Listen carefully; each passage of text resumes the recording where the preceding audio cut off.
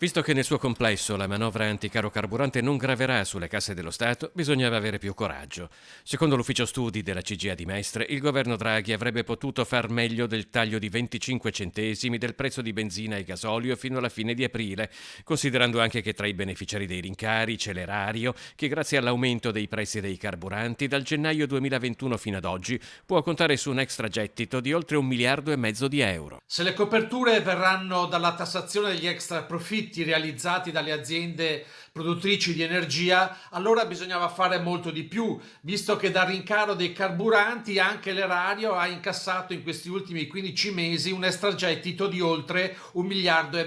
di euro che dovrebbe essere restituito a famiglie e imprese. Secondo la CGA si sarebbero potute ridurre del 50% le accise su benzina e gasolio per autotrazione, portandone il prezzo alla pompa rispettivamente a 1,74 e 1,78 euro al litro. Un'operazione importante da 1,5 miliardi di euro al mese, che avrebbe però alleggerito con forza i costi che stanno mettendo in ginocchio famiglie e imprese. Certamente il taglio di 25 centesimi del prezzo alla pompa è importante, ma ancora del tutto insufficiente per i piccoli trasportatori, visto che nell'ultimo anno il gasolio per autotrazione è aumentato del 51%, di 73 centesimi al litro.